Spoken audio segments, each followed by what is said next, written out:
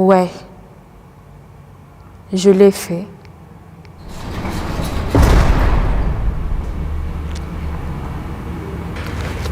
Je ne me plains pas. Je ne revendique pas quoi que ce soit.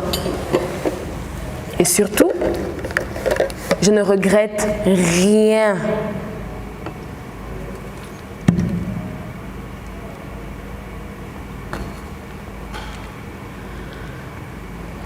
Me parviennent insultes et avanies, proférées de ci, de là, aux infos, au quartier, au marché, dans toutes les rues et ruelles de la ville.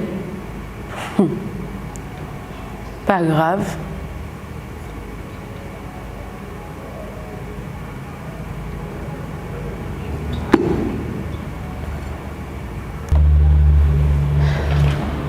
Mon cœur n'en pouvait plus. Des histoires similaires, il y en a à gogo. J'en connais tout un paquet. Sauf que là, cette fois, c'est de moi qu'il s'agit. De ma pauvre petite existence. De mes rêves. De tous ces sacrifices et de toute cette patience partie. Je ne cherche pas votre pitié en vous racontant ceci, en vous avouant combien cela a été dur, combien ce fut une épreuve infinie de me retrouver dans cette situation et de n'avoir plus eu pour issue que cette option exorbitante. C'est vrai que j'en ai pris du temps. Cela a été nécessaire pour me visser une fois pour toutes dans la tête que mon salut ne viendrait jamais de l'extérieur, seulement de moi-même. Il me fallait trouver la force de pouvoir rompre ce cercle infernal sans quémander l'aide de quiconque. Ceux-là qui font semblant de compatir, de te comprendre, de te soutenir à 100%, d'être prêt à prendre des armes pour toi ou avec toi à tout moment quand il les faudra. C'est même qui t'arrose des mots mielleux pour mieux t'amadouer, pour te pousser à un acte qui te fera paraître insensé aux yeux de ceux qui ne connaissent pas l'histoire dans son intégralité et qui, au bout du compte, n'auront fait que se divertir de ton sort. Bref, tous ces gens sur lesquels tu ne dois compter sous aucun prétexte si tu tiens à ce que tes projets se réalisent. Alors, lorsque vous croirez apercevoir ma silhouette à travers la lucarne, ne me pointez pas du doigt. Ne me jugez pas. Ne tapotez pas sur l'épaule de vos comparses pour mieux leur briefer mon histoire dans les oreilles. Épargnez-moi votre compassion quand nous savons tous que vous me déconsidérez. Et aux autres qui font semblant de me porter moi et tout mon fardeau dans leur cœur, à ces autres qui me sourient en face, mais qui me regardent de biais auprès de leurs amis, leurs vrais amis, à tous ces autres-là, j'exige qu'ils cessent l'hypocrisie, qu'ils ne passent pas leur chemin. Cette fois, qu'ils patientent face à ma lucarne, plutôt que de m'épier depuis les bas-côtés. Qu'ils me demandent en chair et en os ce qu'ils cherchent vraiment à savoir, au lieu de se fier au ragot. Qu'ils essaient seulement un dixième de seconde à se mettre à ma place avant de me juger. Qu'ils analysent les faits avant de jaser. Qu'ils tournent 7 fois leur langue dans leur bouche avant de potiner. C'est ma seule requête. Cette coupe de déshonneur, c'est toute seule que je l'ai ingurgitée. Toute seule. Tout le monde l'a remarqué. je peux vous jurer que ça ne soulève chez moi aucune honte. C'est mon problème, ça ne vous regarde pas. Ne vous mêlez de rien de tout ça, s'il vous plaît. J'ai bien conscience qu'il vous est pénible de me regarder, de me porter un tant soit peu d'estime, de me retrouver identique à celle que vous avez toujours connue, bien avant que tout ceci n'arrive. Mais rien ne vous oblige à faire de ma peine une chanson. Ce qui est fait, personne n'y changera rien, mais le passé doit rester au passé dans nos mémoires. Et c'est désormais que le présent se doit d'être vécu.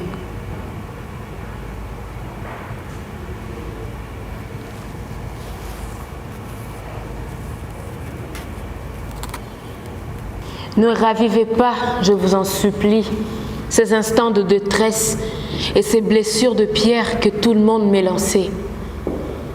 Les injures, n'en parlons même pas, et même non plus de toutes ces vilaines photos qui ont circulé sur vos statuts.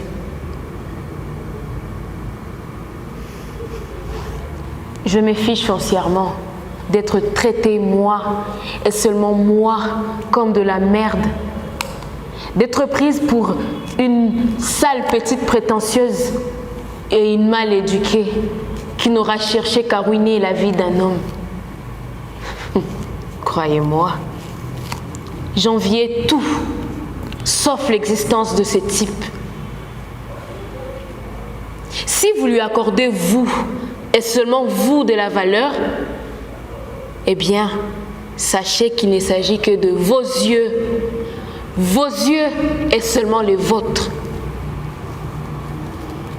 Si ce mec avait mérité bien-être et respect, il ne l'aurait pas dû à ses qualités de professeur, ni à son âge vénérable, mais à son statut d'être humain et à son droit à la dignité, comme tout le monde.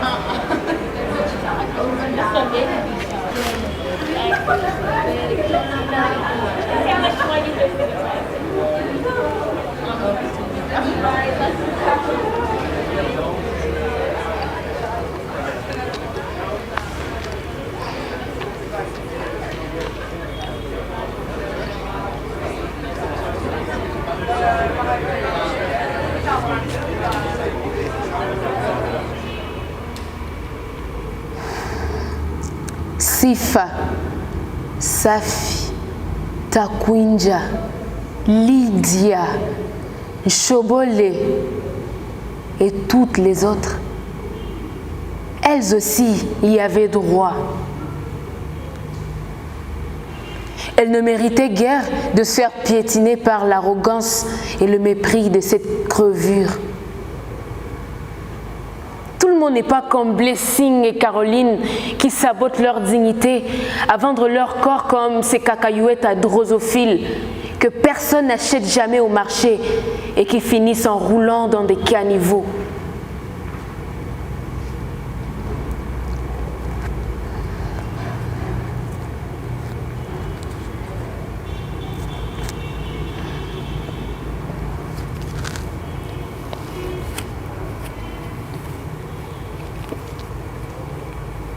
Avant, je passais beaucoup de temps toute seule dans ma chambre.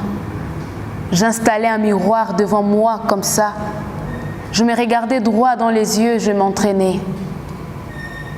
Je me visualisais en fâcheuse posture, en discorde, en conflit, en injustice, humiliée, dans des situations où il fallait que je me défende, et pas cette fois avec des mots tendres ou des berceuses.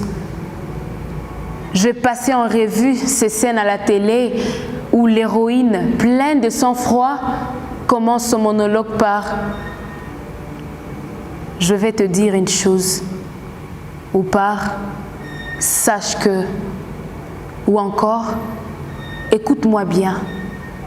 Avec ce petit rire moqueur, assorti de ce regard intraitable et d'un petit mot tout simple mais largement suffisant. T'es viré. C'est fini. Va-t'en. Retourne sur tes pas. Tu sais où se trouve la porte. Que vas-tu me faire, hein? Jamais. Tous ces mots qui signifiaient à ces bousiers d'aller farfouiner ailleurs. Moi, face au miroir, c'était comme dans un duel en vrai, où c'est ma vie qui était en jeu. Je me répétais chacune de ces mauvaises répliques que je servirais sans la moindre hésitation au prochain salopard qui entraverait mon chemin ou à tout sous-toi qui oserait me titiller. Je ne suis pas en train de me frapper la poitrine, non. Je vous raconte tout simplement ce qui se trame au plus profond de la tête, du cœur et du corps d'une femme qui voit avec ses yeux, qui a palpé de ses doigts le mépris et qui en crève.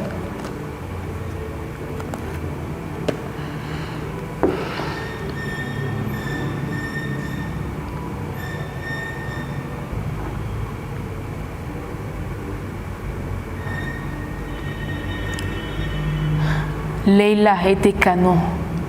C'est pas vous qui allez le nier en tout cas. Elle était gracieuse, avenante, sexy, raffinée, insouciante, riche à l'œil nu. De jolis sacs, chaussures de toutes les couleurs, tongs Dolce & Gabbana imités à la perfection, Frank from Dubaï, sans parler de sa peau lisse et douce comme un fœtus, de ses dents blanches comme les machinza, de ses lèvres juteuses comme de la fesse de mangue bien mûre, de son teint biscuit au lait, de son maquillage safran noisette. Elle était exquise, étincelante, sublime sans ostentation. Quand elle passait dans les couloirs, aucune paire d'yeux ne se retenait. Je me rappelle, Anna s'était même décidée un jour à lui dire enfin combien elle l'admirait. Et Leila, tout timide de lui répondre « T'es aussi jolie, tu sais ?» À ce mot, Anna ne se sentit plus de joie. Et ne pouvant taire son enthousiasme, elle lui avait bégayé 5 merci. Pour moi, Leila était plus qu'une camarade. C'était une combattante de longue date. Nous avions fait ensemble toute l'école depuis la maternelle. C'est seulement au secondaire où elle avait choisi la section pédagogique, alors que moi, c'était plutôt scientifique. Quand on se rencontrait avec Leila, c'était une déflagration d'allégresse, plus intense encore qu'une victoire des léopards. Et à chacune de raconter à son tour absolument tout ce qu'il y a de nouveau dans sa vie. Ce jour-là, le jour où nous étions allés boire du lait au cafétéria et par la même occasion savourer du bon temps, je comptais lui parler de Robert, un étudiant en 2e année de licence en droit, et du trouble qu'il m'avait causé en m'écriant son amour comme un fou au beau milieu des étudiants. Mais le visage de Leïla n'avait pas dégagé cette ardeur qui l'illuminait à chacune de nos retrouvailles. Je la découvrais passive, indifférente en ma présence. Elle n'avait même pas remarqué que j'avais bouclé mes cheveux, que je m'étais cette fois appliqué un brillant plutôt que du rose à lèvres, que mon make-up était particulièrement réussi. Enfin, sans trop vouloir m'éventer. Pour la première fois, nous échangions à basse température. Et n'allez pas vous imaginer seulement 1 ou 2 degrés de moi.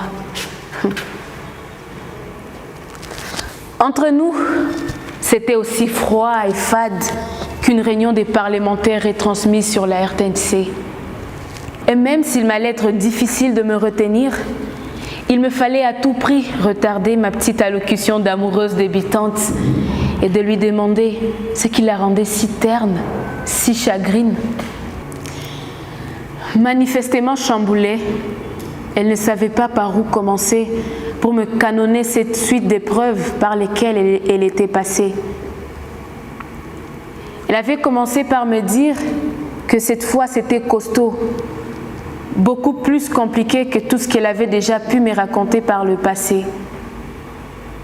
J'étais sûre que ça allait nécessairement continuer par dada. Maraba benyebi comme l'anifiki aizi masiku et finir par Mungu Twan Sedie Bito Keamo. Comme elle en avait l'habitude, à chaque fois qu'elle me parlait de ces nouvelles rencontres, de ces nouveaux prétendants, de ces difficultés à choisir la bonne personne une fois pour toutes. Mais rien de tout ça. Rien de tout ça. Comme une mère cherchant à éduquer, non, à dresser sa fille sans passer par des tournures inutiles, elle m'avait dit à la place, ma dada, faut faire attention avec ces hommes qui viennent te siffloter des broutilles et de refrains de pacotille. N'accepte jamais, au grand jamais, de devenir le butin d'un combinard dissolu. Je sais pourquoi je t'ai dit cela, avait-elle rajouté. Tout autour de nous commençaient à tournoyer les fouinards, ces baïouailles à oreilles larges comme les vents qui venaient soutirer quelques lignes dans notre conversation. Elle semblait bien chargée, beaucoup trop même. Elle ne parvenait à mettre ni point ni virgule dans ces phrases qu'elle enchaînait interminablement comme les averses de balles de la guerre des Mutebussi. Je n'arrivais pas à comprendre quoi que ce soit. Au fur et à mesure que le temps passait, la voix montait, elle craquait d'émotion. Elle me polarisait tout entière de sa détresse. Mes yeux fixés sur ce lèvre, canaux auditifs bien débouchés, mais je ne chopais toujours rien à ces mots, sauf un, c'est vraiment pénible, en larmes. Je lui avais illico susurré d'une voix velouteuse. « Hé, calme-toi ma chérie, ça va aller. Si tu veux, on peut rentrer à la maison, comme ça on discutera tranquillement, d'accord? En tout cas, pas ici au cafétéria. » J'étais abasourdie par l'ampleur que tout cela prenait. Dans ma tête, la vénette et la panique s'entremêlaient. Je me posais des tas de questions. Je me demandais si l'état de Leïla était si terrible que le laissait paraître ou s'il en faisait tout un drame. J'avais tenté de l'aider à se mettre debout, mais se raidissant, elle rejetait mes mains et cherchait à tout prix à poursuivre son monologue. Alors, j'avais rapproché ma chaise de la sienne afin de luire parfaitement.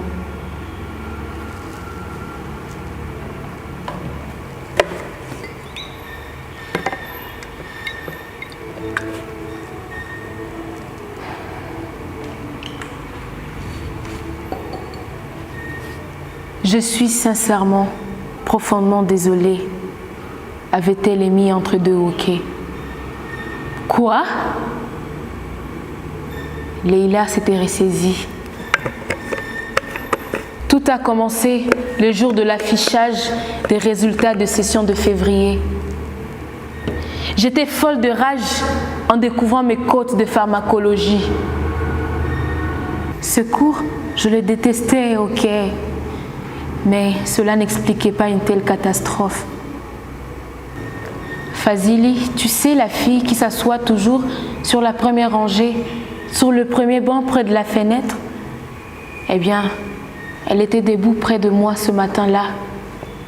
Elle voyait combien j'étais malheureuse. Alors, comme une super girl, elle était venue à ma rescousse en m'étendant un bout de papier sur lequel était noté le numéro et l'adresse du professeur de pharmacologie. Toute convaincante, elle m'avait promis que ce numéro s'avérerait être le plus rapide, le meilleur et le seul remède à mon affliction. Des copines à elle, ainsi qu'elle-même, en avaient fait l'expérience. Comme sous l'emprise d'un acculant, je m'étais aussitôt agrippée à un taxi-moto pour aller régler son compte au prof de pharmacologie.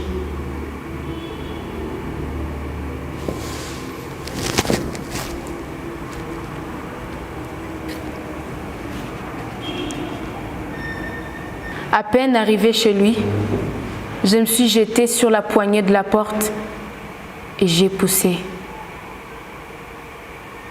Et lui, il était là, tranquillement assis dans son salon. L'air si sage, si innocent. Je ne savais plus comment lui parler avec rage. J'avais même commencé par une formule de politesse. Bonsoir, messieurs. Monsieur, je ne comprends pas mes notes de pharmacologie. Nous avions eu en tout 2 interrogations auxquelles j'ai obtenu respectivement les cotes de 8 et 8,5 sur 10. Quant à l'examen, il était coté sur 20. Je l'avais vraiment bien préparé cet examen. J'estimais ma cote à pas moins de 18 sur 20.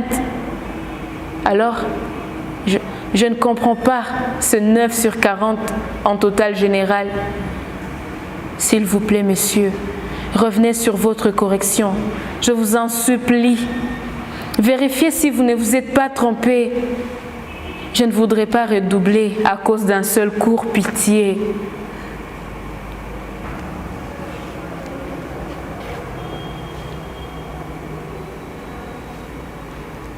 Je lui avais signifié cela, toute suppliante. Mais il ne m'avait pas écoutée.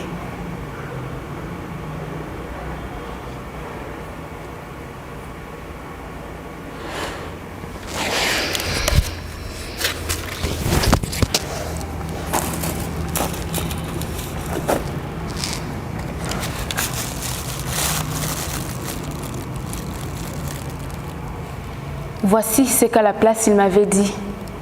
Je te le répète mot pour mot. Leïla, t'es une fille brillante, bien sûr. Moi aussi, je t'admire comme tout le monde sur les campus.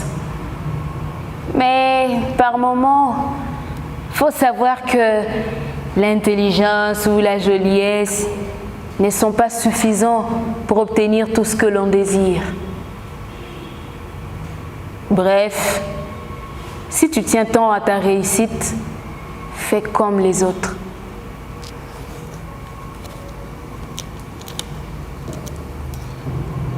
Inutile de faire semblant, tu vois très bien de quoi je parle. Et moi, tout ce que j'avais répondu à sa tirade, c'était un idiot. Oui, monsieur. J'avais ajouté, je sais de quoi il s'agit, mais je vous jure, je n'ai pas du tout d'argent sur moi, là, tout de suite. Mais je vous promets de vous trouver une vraie prémisse le plus vite possible, d'ici 2 jours max. Wow, come on, Leïla. Je te croyais plus futé que ça. Ne me déçois pas. La bière, je peux me la payer chaque soir si je le veux. Et ça, tu ne l'ignores pas. Bon, je vais faire bref. Déshabille-toi. Je ne m'étais jamais sentie aussi impuissante qu'à cet instant-là. Complètement déboussolée, je m'étais laissée emporter par ses avances. Je ne voyais pas d'autre issue. Qu'est-ce que j'allais faire d'autre? Tu sais toi-même comment ça se termine à chaque fois qu'un étudiant essaie de se défendre face à son enseignant. Personne ne prend la peine de l'écouter. Sifa, Nshobole, Ntakwinja n'avaient-elles pas été renvoyées de la fac pour soi-disant avoir calomnié leur prof? J'étais trop intimidée. Je me sentais bien trop faible pour pouvoir assumer la casquette d'une fille nuisible et mal intentionnée.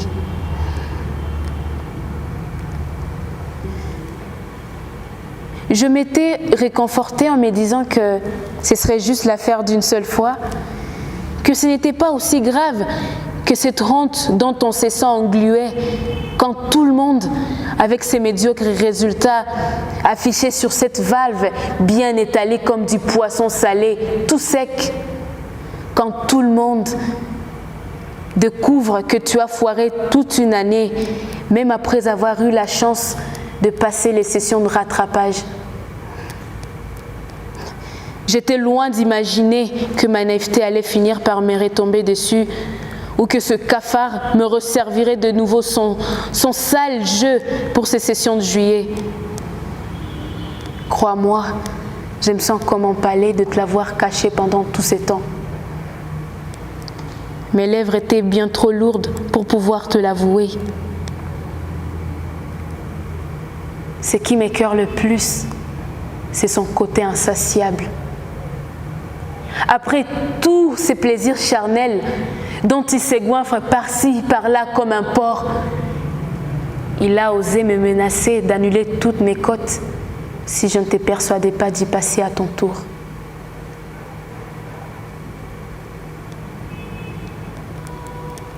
Savez-vous ce que j'ai répondu à cette incessante mitraillade? Hein? Savez-vous ce que je lui ai dit? Je lui ai dit « Waouh !» tout simplement.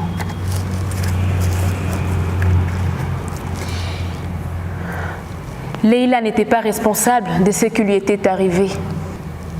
J'étais sûre que ce chien avait tout calculé du début à la fin.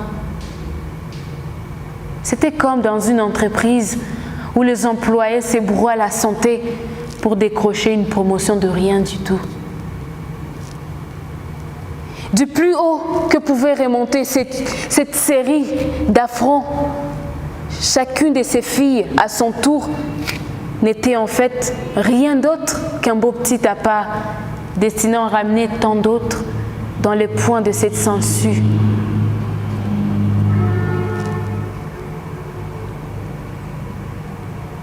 Après quelques minutes de silence, j'avais demandé à Leïla d'arrêter de pleurer, de filer mes coordonnées à ce crabe exécrable et de lui signifier que j'étais partante.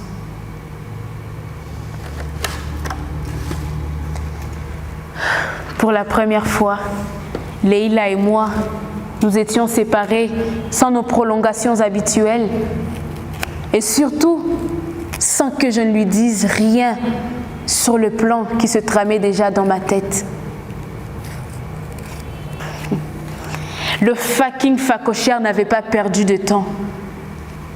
Il m'avait appelé des bonnes heures dès le lendemain matin. Allô, tu connais déjà les deals. Hôtel Rai à Dunia, chambre numéro 12, 14 heures précises. Sois pas en retard. Nyamangulu. J'avais répondu, oui messieurs, sans faute. Dès 12 heures, je commençais déjà à me préparer. J'avais repassé mon jean bleu foncé et ma blouse noire. Ensuite, j'avais passé du cirage sur mes chaussures en cuir pour les faire luire. Avant de me doucher, j'avais choisi un sac ample, noir, dans lequel j'avais fourré tout ce que les filles apportent dans leur sac, y compris un petit accessoire qui pimenterait l'affaire. Comme le chef avait bien précisé qu'il ne tolérerait aucun retard, j'avais pris un taxi. Peu avant 14 heures, j'étais déjà à Raya Dunia, dans la piole indiquée. Et lui, il y était déjà, moitié nu, bras ouverts, sourire aux lèvres. Je ne saurais vous décrire le dégoût que j'ai ressenti, rien qu'en posant mes yeux sur son torse plus broussailleux que poilu. Fallait que je reste bien concentrée pour ne pas perdre l'équilibre. Il s'est approché de moi et s'est mis à desserrer sa ceinture premier prix. Déshabille-toi. Oh, tout doux, sexy man. Le temps nous appartient, n'oublie pas. Je te préviens, j'ai bien l'intention de te faire jouir pleinement de ce moment agréable que nous nous apprêtons à passer. Je ne suis pas une fille ordinaire, moi. T'attends pas ce que tu as toujours eu. Alors, accroche-toi à ma manière de faire. Habilement, j'avais récupéré 3 rubans rouge sang dans mon sac. Je lui avais demandé de se mettre dans le lit et de me laisser calmement les bander les yeux et attacher ses mains sur le lit. Ensuite, j'avais parcouru monts et vallées de son chicoba teinté de loubenja. Le plus tendre possible, je caressais sa fourrure parsemée de sarcoptes jusqu'à ses hanches. Yeux masqués, affriolé par mon petit jeu sucré, il ne pouvait rien d'autre que s'abandonner à mon savoir-faire. T'es la meilleure, ma biche. Oh, pas si vite. Surtout ne bouge pas, lui avait strictement ordonné. Le temps pour moi de récupérer dans mon sac l'accessoire en chef. C'est lui qui pimenterait l'affaire comme aucun autre. J'aime grave ton corps. Mais pour cette partie si particulière, il me faudra faire quelque chose de beau. Allez, pour plus de saveur, laisse-moi tailler un peu le gros faucon.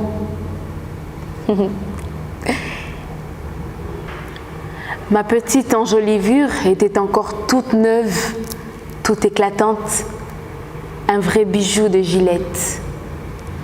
Par mon toucher bien aiguisé, rien que pour l'ultime instant, j'avais débuté le rasage. Ça te plaît? Allez, détends-toi, laisse-moi tarabiscoter un peu le grand chauve. J'y allais point par point, avec tant de délicatesse qu'il ne pouvait s'empêcher d'y prendre un goût indécent.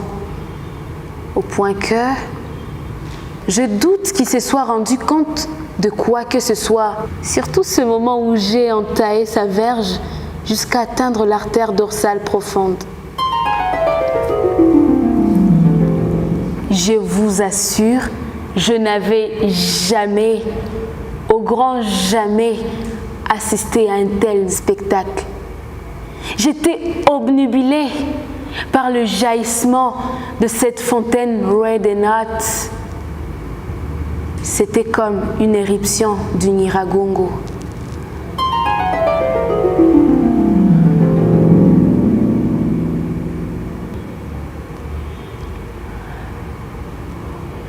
La police est venue me chercher à domicile, comme les VIP.